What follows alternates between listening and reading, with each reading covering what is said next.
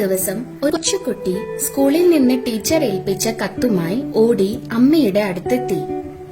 അവന്റെ കണ്ണുകൾ നിറഞ്ഞിരുന്നു. അവന്റെ അമ്മ ആ കത്ത് പൊട്ടിച്ച് എല്ലാവരും കേൾക്കെ വായിക്കാൻ തുടങ്ങി. അതിപ്രകാരമായിരുന്നു: നിങ്ങളുടെ മകൻ അതീവ ബുദ്ധിമാനാണ്. അവനെ പഠിപ്പിക്കാൻ മാത്രം വിജ്ഞാനമുള്ള അധ്യാപകർ ഈ സ്കൂളിൽ ഇല്ല. അതിനാൽ ദയവായി നിങ്ങൾ തന്നെ അവനെ പഠിപ്പിച്ചുകൊള്ളുക. അവൻ പിന്നീട് സ്കൂളിൽ പോയില്ല. അവന്റെ അമ്മ അവനെ പഠിപ്പിച്ചു. വർഷങ്ങൾക്ക് ശേഷം ആ കുട്ടി വളർന്ന് വലുതായി ലോകമറിയപ്പെടുന്ന ഒരു കണ്ടുപിടുത്തക്കാരനായി മാറി. അതിനിടയിൽ അവന്റെ അമ്മ കാലയവനികയ്ക്കുള്ളിൽ മറഞ്ഞു. ഒരിക്കൽ അവൻ അവന്റെ അലമാര വൃത്തിയാക്കുമ്പോൾ ഒരു പഴയ കത്ത് അവന്റെ കണ്ണിൽ പെട്ടു. അത് അവന്റെ അധ്യാപകൻ അമ്മയ്ക്ക് എഴുതിയ കത്തായിരുന്നു.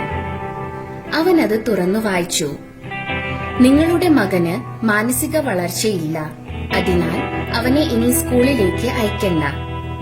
അവനെ ഞങ്ങൾ പറഞ്ഞയക്കുന്നു. ഇതായിരുന്നു യഥാർത്ഥത്തിൽ ആ കത്തിന്റെ ഉള്ളടക്കം.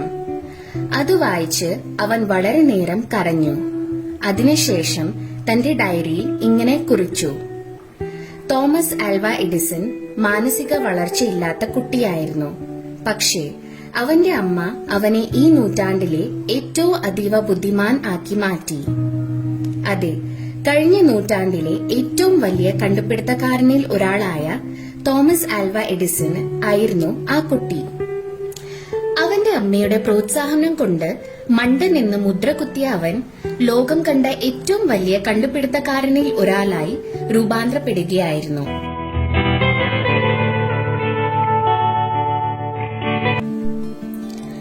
1847 അമേരിക്കയിലെ ഓഹിയോയിൽ സാമ്യൽ എഡിസൺ ജൂനിയറിന്റെയും നാൻസി ഏലിയറ്റിന്റെയും ഏഴാമത്തേതും അവസാനത്തേതുമായ മകനായിട്ടാണ് എഡിസണിന്റെ ജനനം. എഡിസൺ കുറച്ചു മാസങ്ങളെ സ്കൂളിൽ പഠിച്ചിട്ടുള്ളൂ. അവന്റെ അമ്മയാണ് പിന്നീട് അവനെ പഠിപ്പിച്ചത്. ഇക്കാലത്താണ് നാൻസി എഡിസന് R.G. പാർക്കറിന്റെ സ്കൂൾ ഓഫ് നാച്ചുറൽ ഫിലോസഫി എന്ന ശാസ്ത്ര പുസ്തകം സമ്മാനിച്ചത്. എഡിസന് കിട്ടിയ ആദ്യ ശാസ്ത്ര പുസ്തകമാണ് ഇത്. വിവിധ ശാസ്ത്ര പരീക്ഷണങ്ങളെ കുറിച്ചാണ് അതിൽ പറഞ്ഞിരിക്കുന്നത്. അത് അവനിൽ ശാസ്ത്ര അഭിരുചി വളർത്തുന്നതിൽ വലിയ പങ്കാണ് വഹിച്ചത്. പോർട്ട് ഹുറോണിലെ ഒരു റെയിൽവേ നാട്ടുകാരുടെ ഏറെക്കാലത്തെ ഒരു സ്വപ്നമായിരുന്നു അത്.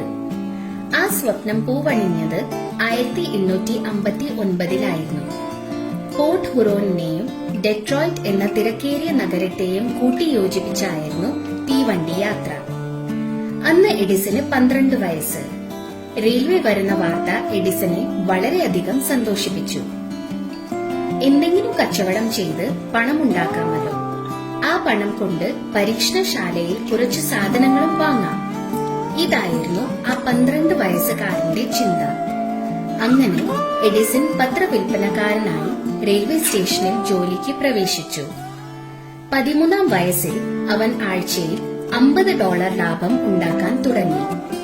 അതിന്റെ സിംഹഭാഗവും പരീക്ഷണശാലയിലേക്ക് ആവശ്യമായ സാധനങ്ങളാണ് അവൻ വാങ്ങിച്ചു കൂട്ടിയത്. അവിടുത്തെ വഴിയിൽ പത്രം വിൽക്കാനുള്ള ആ എക്സ്ക്ലൂസീവ് അവകാശം നേടിയെടുത്ത എഡിസൺ 4 അസിസ്റ്റന്റിന്റെ സഹായത്തോട് ഗ്രാൻഡ് ട്രങ്ക് ഹെറാൾഡ് എന്നൊരു പത്രവും പ്രസിദ്ധീകരിച്ചു. മറ്റു പത്രങ്ങളുടെ കൂടെ വിൽക്കാൻ തുടങ്ങി. അദ്ദേഹം കച്ചവടത്തിൽ ഉള്ള തന്റെ അഭിരുചി മനസ്സിലാക്കിയത് അവിടെ വെച്ചായിരുന്നു. തുടർന്ന് അദ്ദേഹത്തിന്റെ ജീവിതത്തിൽ ജനറൽ ഇലക്ട്രിക് ഉൾപ്പെടെ 14 കമ്പനികൾക്കാണ് തുടക്കം കുറിച്ചത്. 19-ാം വയസ്സിൽ കെന്റക്കിയിലേക്ക് താമസം മാറ്റിയ എഡിസൺ അസോസിയേറ്റ് പ്രസിൽ ജോലിക്ക് കയറി. പ്രത്യേകമായി രാത്രിയിലെ ഷിഫ്റ്റ് ചോദിച്ചു വാങ്ങിയ അദ്ദേഹം വായനയിലും പരീക്ഷണങ്ങളിലും ആണ് ജോലിയില്ലാത്ത സമയം മാറ്റിവെച്ചത്. 1867 ഒരു രാത്രിയിൽ ലെഡ് ആസിഡ് ബാറ്ററിയിൽ പരീക്ഷണം നടത്തി വരുവായിരുന്ന അദ്ദേഹത്തിന്റെ കയ്യിൽ നിന്ന് സൾഫ്യൂരിക് ആസിഡ് നിലത്തു വീണു. അത് ഒഴുകി അദ്ദേഹത്തിന്റെ മേലുദ്യോഗസ്ഥന്റെ മേശയ്ക്ക് കീഴിലും എത്തി. പിറ്റേന്ന് തന്നെ അദ്ദേഹത്തിന്റെ ജോലി നഷ്ടപ്പെട്ടു. 1869 ജൂൺ മാസം 1 തീയതി അദ്ദേഹം തന്റെ കണ്ടുപിടുത്തമായ ഇലക്ട്രിക് വോട്ട് റെക്കോർഡറിന് ആദ്യത്തെ പേറ്റന്റ് സ്വന്തമാക്കി. അതിന് ധാരാളം ആവശ്യക്കാരുണ്ടെന്ന് മനസ്സിലാക്കിയ അദ്ദേഹം താമസിക്കാതെ ന്യൂയോർക്കിലേക്ക് താമസം മാറ്റി. 1874 അദ്ദേഹം 2 സന്ദേശങ്ങൾ ഒരുമിച്ച് അയക്കാൻ പ്രാപ്തമായ മൾട്ടിപ്ലെക്സ് ടെലിഗ്രാഫ് സിസ്റ്റം കണ്ടുപിടിച്ചു. അദ്ദേഹത്തിന് തന്റെ ക്വാഡ്രാപ്ലെക്സ് ടെലിഗ്രാഫ് സിസ്റ്റത്തിന് എന്ത് വില നിശ്ചയിക്കണം എന്ന് സംശയമുണ്ടായി. അദ്ദേഹം അത് $4000 അല്ലെങ്കിൽ $5000 വിൽക്കാനാണ് നിശ്ചയിച്ചത്. പക്ഷേ അദ്ദേഹം വെസ്റ്റേൺ യൂണിയനോട് അതിന് ഒരു വില പറയാൻ നിർദ്ദേശിച്ചു.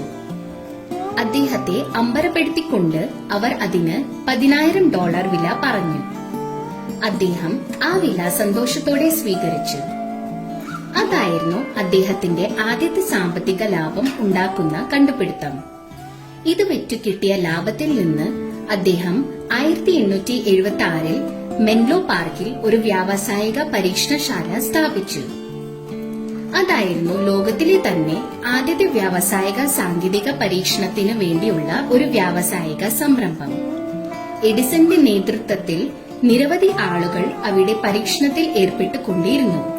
അവിടെ നടക്കുന്ന കണ്ടുപിടുത്തങ്ങൾ നിയമപരമായി എഡിസന്റെ പേരിലായിരുന്നു അറിയപ്പെട്ടത്.